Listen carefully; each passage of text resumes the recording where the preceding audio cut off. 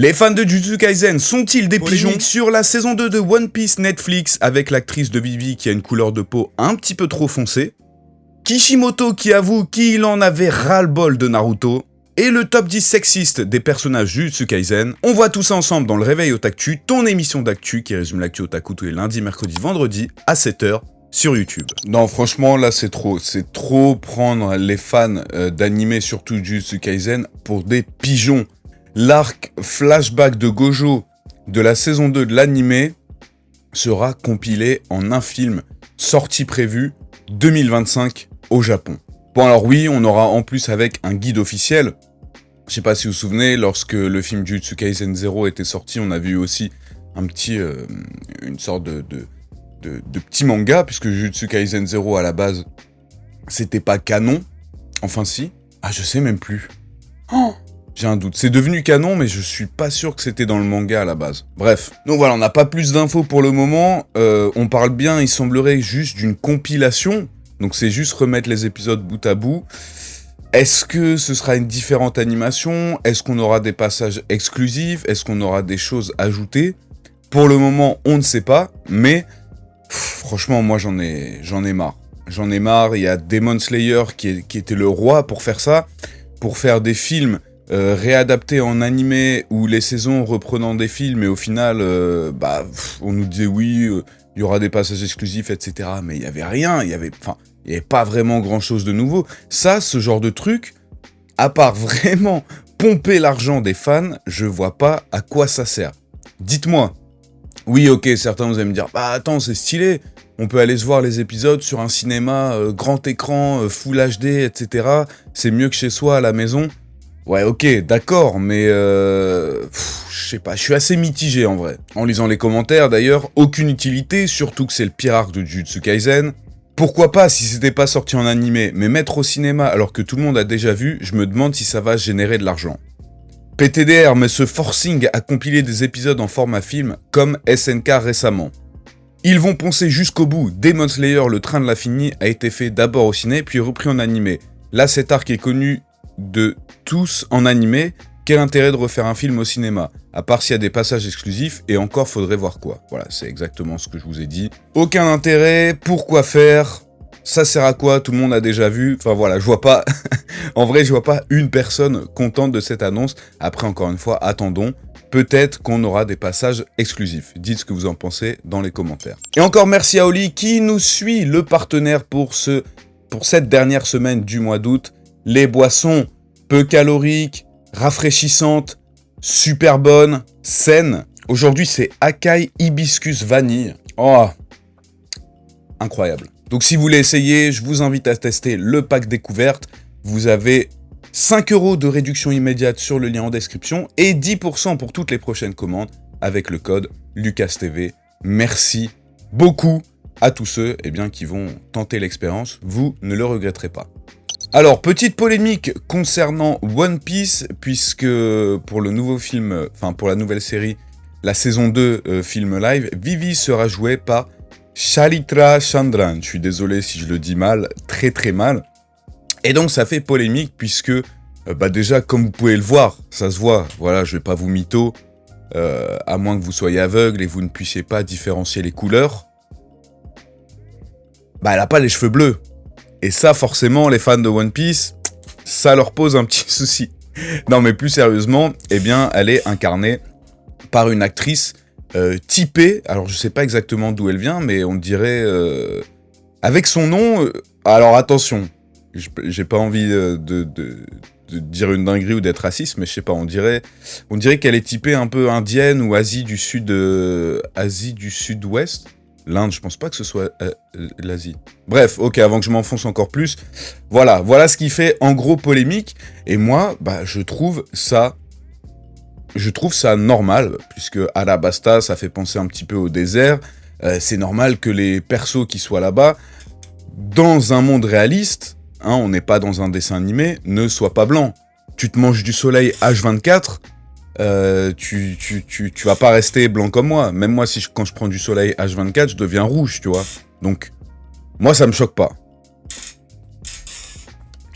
En lisant les commentaires, je vois ça fait polémique et je comprends. Très bon choix, après tout l'arc Alabasta se passe dans le désert avec comme représentation le Moyen-Orient, donc bon choix. Pour ceux qui auraient peur qu'elle joue mal, elle est l'un des rôles principaux dans la saison 2 de Bridgerton et elle a été parfaite.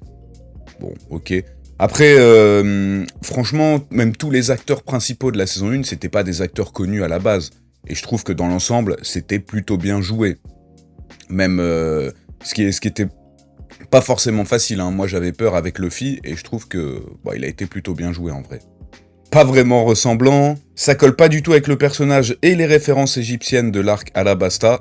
Après, excuse-moi, Bibi dans l'anime, dans le manga, elle ressemble pas vraiment à une égyptienne non plus. Hein. Donc voilà, encore une polémique un petit peu, je dirais, pour polémiquer, hein, pour faire des articles, pour faire parler. Moi, honnêtement, je ne suis pas choqué. Alors, vous le savez, Kishimoto était en France le week-end dernier, je sais plus si c'est samedi ou dimanche, et certains d'entre vous ont eu la chance de pouvoir leur poser des questions. On va revenir ensemble sur quelques déclarations. Déjà, concernant la longueur de Naruto, il nous dit « ça a été très éprouvant physiquement, je n'ai pas eu le physique suffisant pour maintenir un bon niveau tout le temps, il y a eu des périodes difficiles. C'est pour ça que Ikemoto n'avait pas accepté Boruto.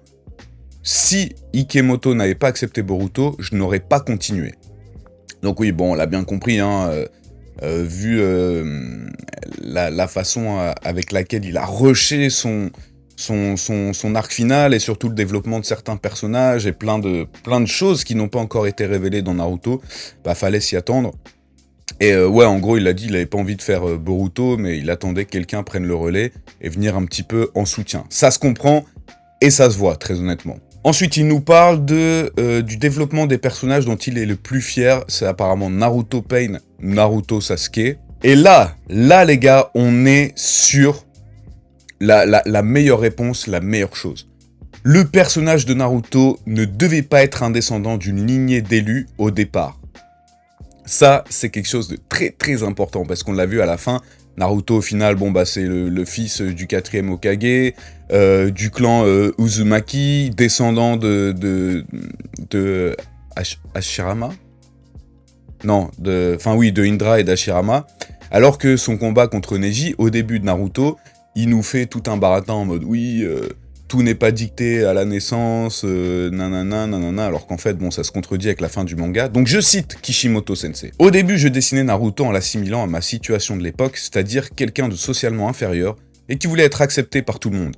Mais au fur et à mesure, les gens commençaient à reconnaître ma valeur, donc mon désir de reconnaissance est absolu. Du coup, je me suis posé la question de pourquoi pas faire de Naruto un descendant d'une lignée d'élus, pour le faire évoluer d'une manière inattendue comme ma vie. En vrai, l'explication, elle est trop nulle. En fait, j'ai l'impression que il savait que ce genre de questions allait lui être posée, puis il a trouvé une sorte de réponse un peu, romancée qui colle à sa vie. Il aurait pu tout simplement dire qu'il n'avait pas prévu que Naruto aille aussi loin, et que pour les besoins du scénario, il en a fait un personnage de la lignée. Voilà. Mais bon, c'est beau, la façon dont il l'a dit, c'est beau. Et dernière déclaration où Kishimoto nous donne sa vision actuelle du shonen. Je pense que le shonen dans le manga n'a pas changé, bien évidemment l'action et l'histoire sont essentielles, mais ce qui est le plus important pour moi, c'est que les auteurs doivent écrire leurs personnages avec sincérité pour faire un beau shonen. Bon, là encore une réponse un petit peu bateau, où ça parle de développement des personnages. Et ça va... Ouais, pourquoi pas. Après, moi, je pense quand même, encore une fois, que l'essentiel de nos jours, on l'a vu, c'est surtout la baston et l'action. Il n'y a plus trop de développement de personnages. Alors, dans Demon Slayer, tu vois, c'est rushé. T'as des mini-développements de personnages, mais qui se tiennent en 3-4 chapitres avec un petit flashback. C'est cool, c'est mieux que rien. Mais pour moi, c'est pas ça un développement de personnage. Voilà. Si vous avez eu la chance d'assister à l'interview avec Kishimoto, n'hésitez pas à nous dire comment c'était dans les commentaires.